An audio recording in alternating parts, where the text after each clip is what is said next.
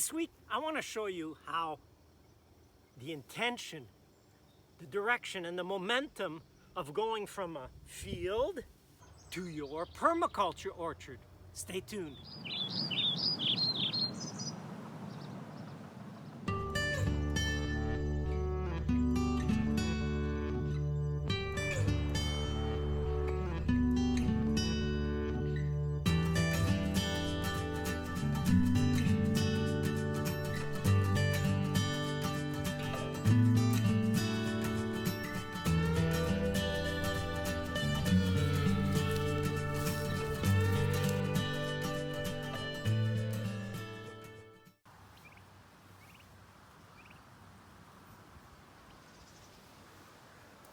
So you are giving an intention to your planting, whether it's the permaculture orchard, even in your garden, a couple of trios. Take a look at the trio video, by the way. Trios are important. Start with a couple of trios, even if you just want to start something, give it an intention. But once you intend and you take action and you start, what will happen is you will have trees, shrubs, perennials, and vines that will begin to establish on their own after you've planted them, and they begin to produce. So they'll produce seeds, they'll produce suckers, underground suckers, they'll produce nuts as another form of seeds, suckers, and some of them will even layer, which is a branch laying down and rooting. So some of them it's on their own, some it's animal propagated. There's different ways plants will expand. You know what? They want to reproduce, they want to multiply, and they will. So the intention you're giving is, I intend to establish a permaculture orchard or a few fruit trees. The direction you're giving ecologically is, I want to go towards, and the direction it's going is towards a forest. And the momentum is, once it's put in, you will see things happening without you having to intervene. So once you intend to plant and establish a permaculture orchard, I want to show you a few examples of the momentum that will happen once you get started, and after a few years. It will take a few years. Your trees have to begin to produce fruit or nuts or seeds, and how that will affect down the road.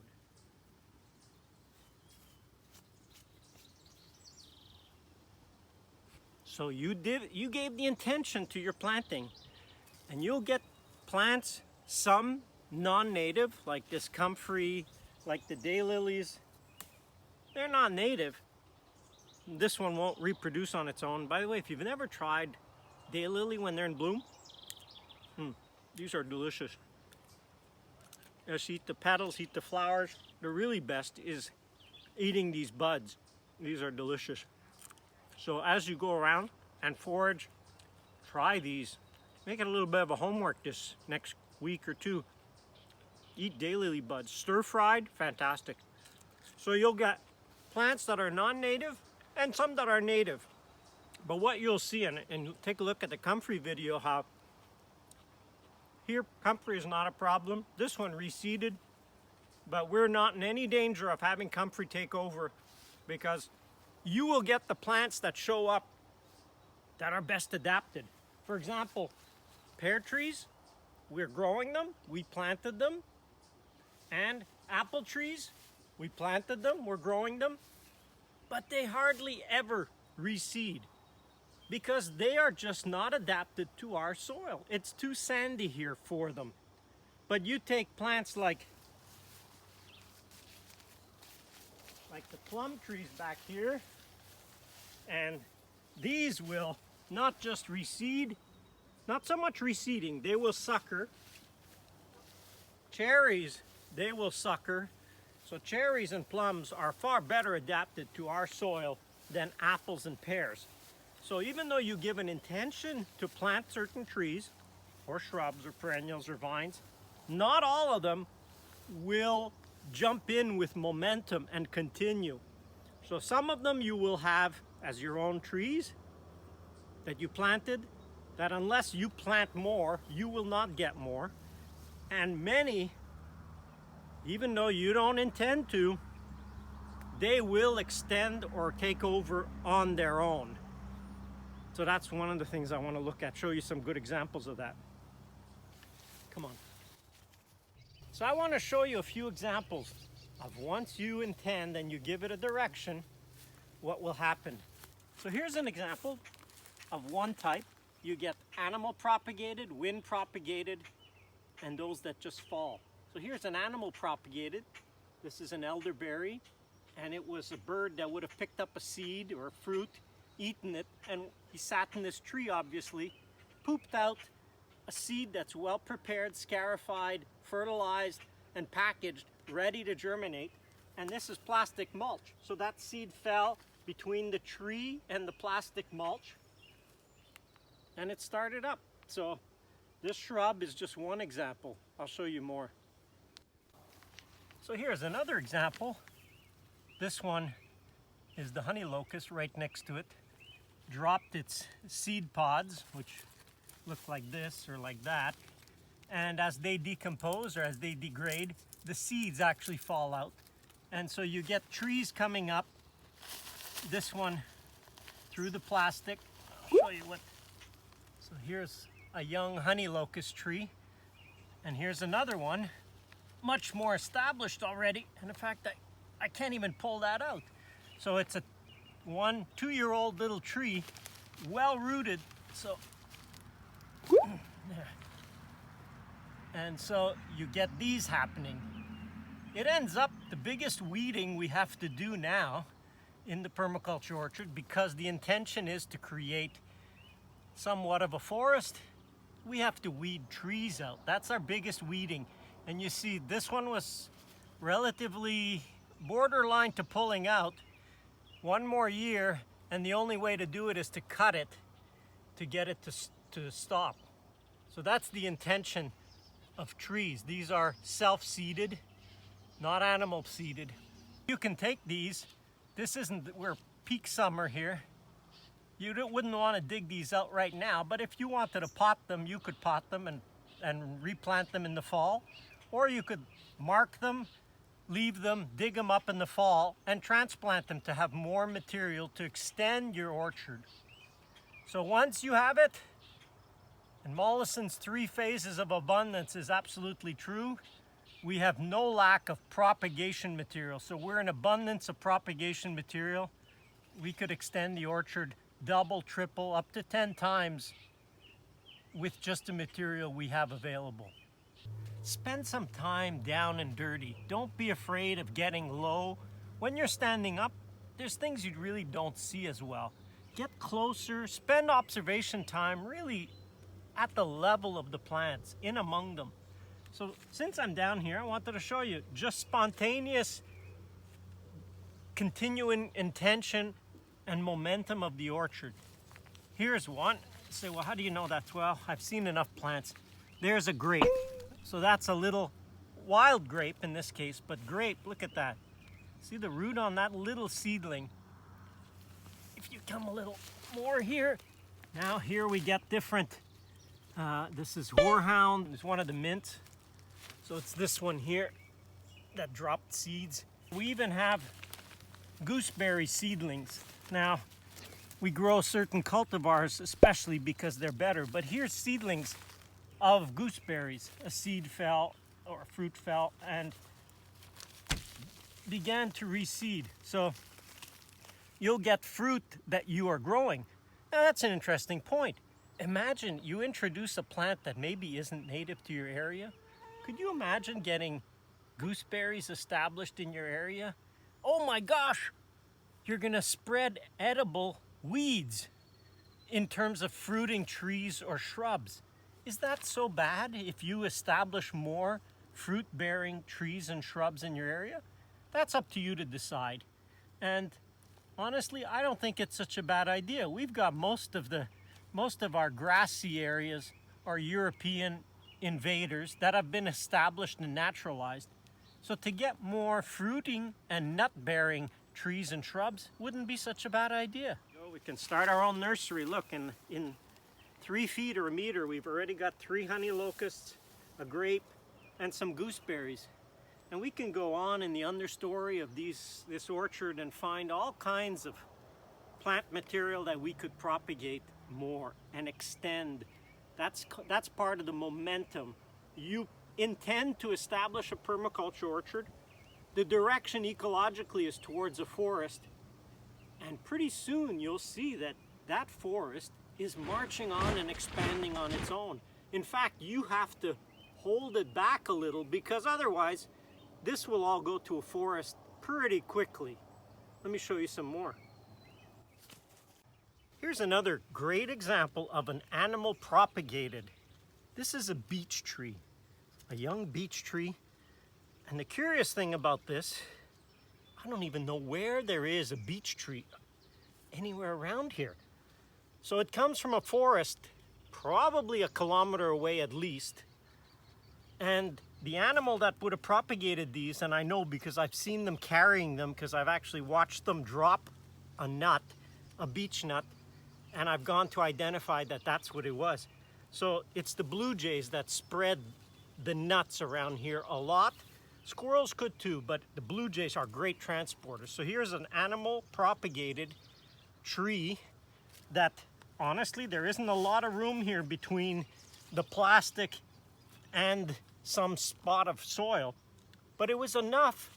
It landed somewhere up in the tree, the seed fell, and this tree started. Now, will I leave this one? Well, I've kind of left it.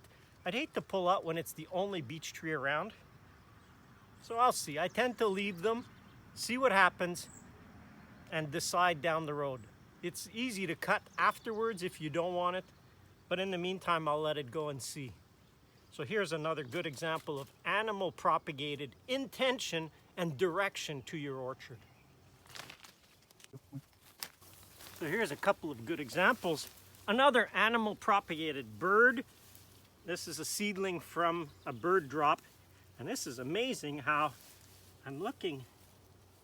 It was mowed. This plant had been mowed because we mow our grassy aisles. But look how much it's grown just this season. I haven't mown this strip yet or roller crimped it. Take a look at that video, how we maintain mow and blow versus roller crimp versus chop and drop.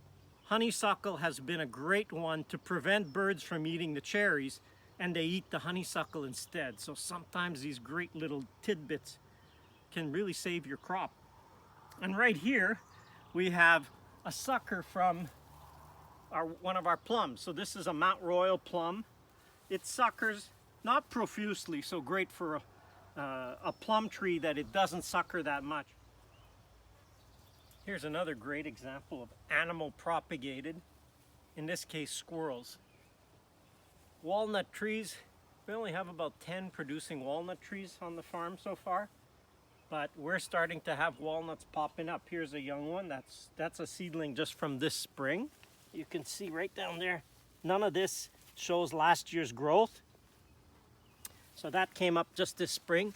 Here's one that I saw last year, I didn't pull it out, and that's gotten going a little more. So that's a 2-year-old one.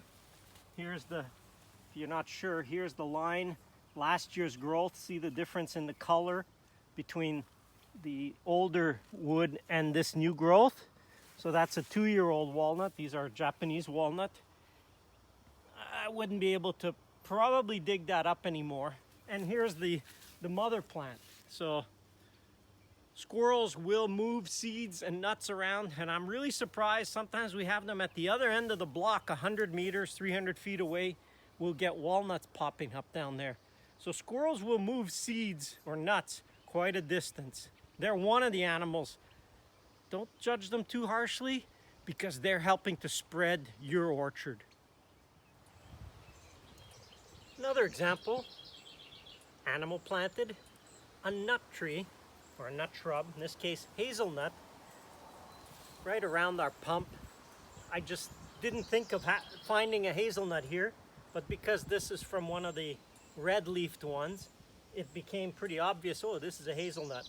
It's great to be able to identify plants when they're little, but this is about 100 meters from the closest hazelnut, and the squirrels brought it here. So the mow and blow can be a mow and seed. Here's the grass. We mow the honey locust pods that fell all over the place, and we mow the clippings under the trees. Here's a Japanese walnut. And this area, I've left it this year. This is our honey locust nursery. So all these little guys here, and there's probably between 50 and 75 honey locusts, are all coming up. And then in the fall or next spring, I could uproot them, and they're going to be for expanding the orchard. So our intention here was to put cherries as part of our trio. That was the plant originally planted. Cherries love this soil, they love sand, and so on their own they started. Here's a sucker that came up, just found the hole in the plastic, came up. Some we've got coming in here. Here's another cherry here, another cherry here. We roller crimp, and you can see the crimp marks here really good. So those are the marks from the roller crimping, what it did. So these probably won't expand anymore. And then we got these here. So these are all cherry bushes. Oh, and a walnut. So we're early July. Our walnuts start to come up as seedlings, usually from mid-June to early July, depending on the rains. It's been pretty dry, but this soil here gets so much shade in the aisles that, see, that's a seedling from this year. So seedling walnut, more cherries here. So here's plants that if they like it, and these obviously like it, they will spread on their own. So cherries now are a plant that we can dig these up. Right here we've got 1, 2, 3, 4. We had this whole clump here. So we can have 10 plants from one that we can extend. So the idea is 10 to 1 is how much you should be able to expand every year. Minimum. Certainly plants that produce seeds can grow a lot faster. You could multiply them a lot faster. I want to show you another one here. Here's one, and take a look at that comfrey video for testing a plant. You be careful how you test it, because it's far easier to test it properly. Give it a little nursery area in your planting in your orchard. Don't just decide, oh, I'd like that and I want to plant 100. Some plants are harder to get rid of after than it would have been better to just test it properly than to try to remove it. Here's Japanese anemone. Somebody gave me a plant. I said, sure, I'll try it out. Put it in here. Obviously, it likes it. So it's been roller crimped. It's been spreading along. It's a rhizomatous, so it spreads underground. And so it's taking over this area pretty much on its own from one plant. And so that's a plant that obviously likes it, multiplying really easily. I'll see whether I really want to plant it. It spreads so readily into the grassy aisle. I think I'll just leave this one here. So they multiply, they want to. You've given them an intention, and now their momentum, and that's the key. Momentum is you start the ball rolling, yeah? It's like that weight. You start the whole snowball going, and pretty soon, with a little bit of a hill, that snowball will just grow and grow and grow. So that's really the key with momentum. It will go on its own. Then a little bit of directing where you want it to grow. Takes a look at some more examples.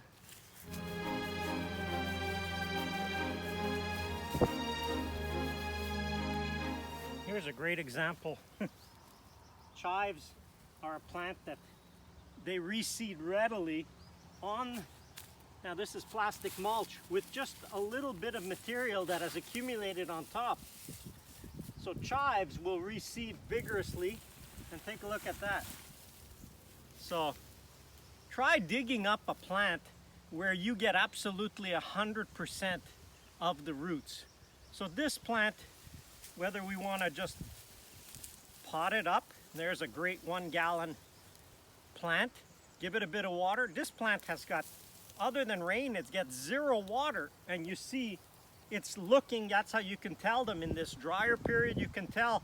And if it gets really dry for 2-3 weeks, this will just dry down, and all the bulbs, all the energy will go into forming the bulbs because it's an onion family, and the roots will reseed, but the bulbs will just be waiting for the next rain.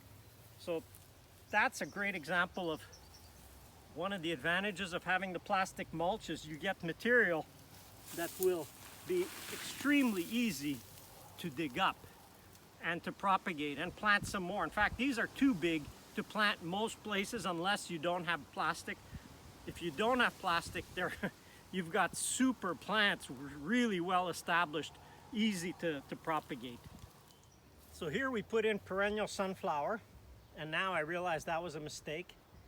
Not because it's not a good plant. It's a good plant. It's doing well. In fact, it's doing so well. Look at how it's reseeded. And this is right in a grassy area. This was not tilled. This was a grass mowed area that it reseeded to be a complete cover of perennial sunflower.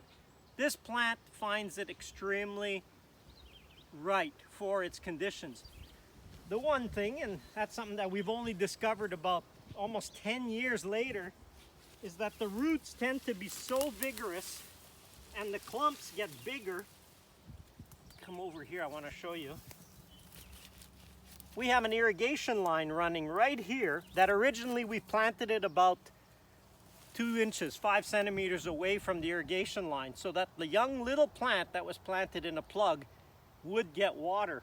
But what's happening now is these clumps have spread so big that they are actually growing right over our irrigation line and squeezing it so hard that they pinch the irrigation closed. So this one's a make work project plant that we never even thought of as a possible intent.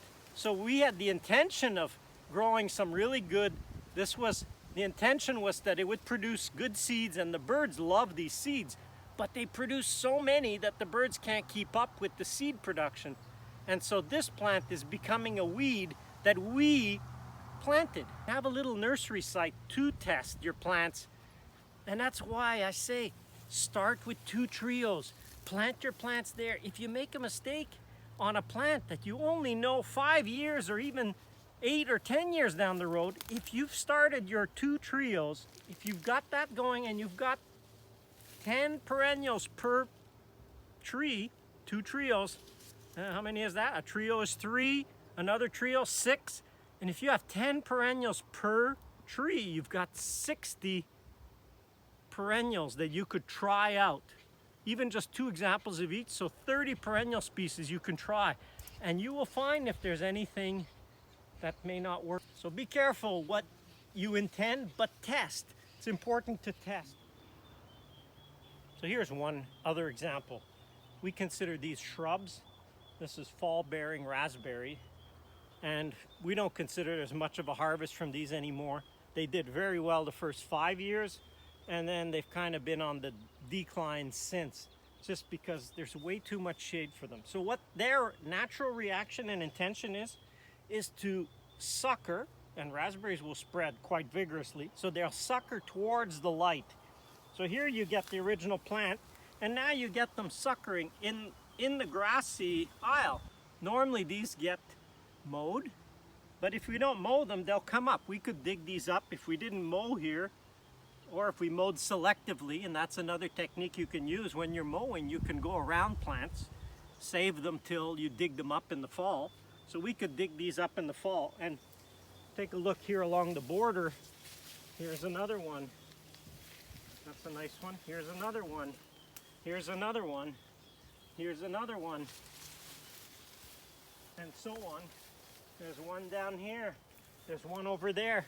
So they will spread. Here what happens is they want to get away, so their momentum is to escape the trees, and they're usually really do some observation. Where do raspberries, if they do grow in your area, where are they growing wild? They'll grow on the edge of the forest. So if you imagine this is the edge of the forest, they would get established here, and then they will spread into the adjoining field or grassy area. But here we have another row of trees right behind. And so they start, but they really can't creep and escape the shade the way they would like to. So the last example I want to show you is this shrub, black raspberry or razor wire. Can be quite thorny. Bird seeded. We didn't plant these, and we're having them come up quite a lot in the orchard. Hard to refuse a plant that will produce delicious edible berries. We have a cultivar Jewel that we actually planted, bought plants of black raspberry. So this one came in right at the base of this honey locust, and they'll spread. And one of the ways they do that is so here's 1, 2. So they'll do this in late summer. It's called tip layering. If you leave that and you let it touch the ground, it will root and form another plant. So that's why it is important to mow or maintain your aisles. Otherwise, these plants will take over and you won't even get through there anymore. So there's a good example of you gave an intention to plant the trees, and some plants came in on their own, native or non-native. This is a native. So that's it. You intend and start, and it's almost like your kids, you know, you get them going, and then they're off. So the momentum is that the orchard will continue and even expand if you let it on its own to a degree, and you have to just direct it where you want it to go. So we saw several examples, and we saw the difference between intention, direction, and momentum of your planting, at least 2 trios. Take a look at the videos I suggested. They'll give you some background to these ideas. And if you like this one, please subscribe, share it with others, and take a look. Buy the film if you can, the Permaculture Orchard Beyond Organic. If you're one of those who bought it or backed it even, thank you. That support is much appreciated. And I hope you enjoyed this, and I'll see you next week.